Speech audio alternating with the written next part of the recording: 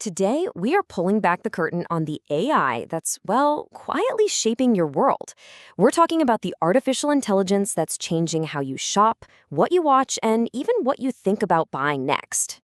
You know that feeling, right? You're just scrolling through your phone, minding your own business, and then bam, there it is. The exact thing you were just thinking about.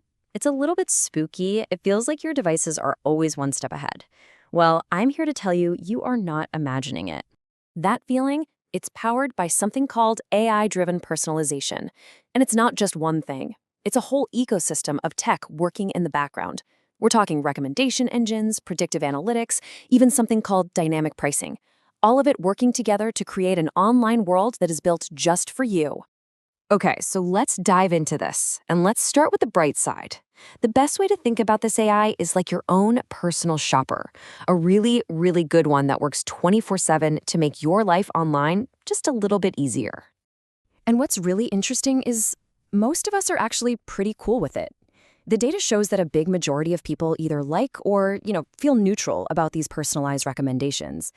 A tiny, tiny fraction actively dislike them. So yeah, even if it feels a little creepy sometimes, we clearly appreciate the convenience it brings. But it really goes deeper than just whether we like it or not. This kind of personalization has a real, measurable impact on our online experience. It saves us time, and it saves us a whole lot of mental energy. And I mean, just look at these numbers. The impact is huge for businesses and for us. We're talking about cutting down our decision-making time by up to 40%. And boosting our satisfaction by up to 35%. This isn't just a small change, it's a completely different way of finding and choosing things online. So how in the world does it get so good at knowing what we want? Well, one of the main tools is something called predictive analytics. See, the AI isn't just looking at what you've bought before. It's analyzing these tiny little micro behaviors, like how long you pause on a picture or how fast you scroll, to predict what you might want next. Sometimes it figures it out before you even know it yourself. And there's a really powerful psychological thing happening here. As researchers like Tran have pointed out, when personalization is done right, it creates this feeling of being understood. And that feeling, that connection, it builds trust and makes us feel more attached to a brand. It's not just about being efficient, it's about feeling seen. But of course, that powerful feeling of being understood has to come from somewhere.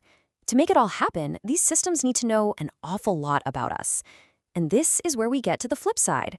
Because the same tech that gives us all this convenience, it also comes with some hidden costs and some pretty serious concerns. This really lays it all out, doesn't it? For every promise, there's a potential price to pay. The convenience we love comes with a real privacy risk. That relevance we appreciate can easily lead to algorithmic bias. And the joy of discovering something new can sometimes get a little too close to outright manipulation. Let's just break that down a bit. First up, there's data privacy. These systems run on our personal data. Then you've got dynamic pricing, the idea that the price you see for a flight might be totally different than the price someone else sees. This can lead to algorithmic bias, which traps us in these filter bubbles where we only see more of what we already like. And ultimately, all of this can slowly chip away at our own autonomy, as these subtle nudges influence our choices in ways we might not even notice. And this has a real, tangible effect on how much we trust companies. That feeling of unfair pricing, it can slash consumer trust by as much as 20%. So just as quickly as AI can build a brand up by making us feel understood, it can tear that trust right back down if it feels manipulative. And let's be clear about what we mean by a filter bubble. It's basically when an algorithm gets so good at showing you what it thinks you want that it isolates you. It keeps you from seeing different ideas, different products, or different points of view. It just keeps feeding you more of the same, which can really limit what you discover over time. So what do? We have this incredibly powerful tool with some obvious benefits, but also some very real risks. And since this technology is not going away, the real question is, how do we navigate it? Let's talk about what all this means for you and how to become a more informed consumer. And make no mistake, this tech is becoming more and more a part of our daily lives, especially for younger generations. I mean, look at this. Demand for these AI-driven features is over 73% for Gen Z and millennials. As this becomes the new normal, knowing what's going on behind the scenes is more critical than ever before. Now, the big takeaway here isn't that you should declare war on algorithms or throw your phone into a river. The goal is simply to be aware that there's a trade-off happening. We're exchanging our data for convenience.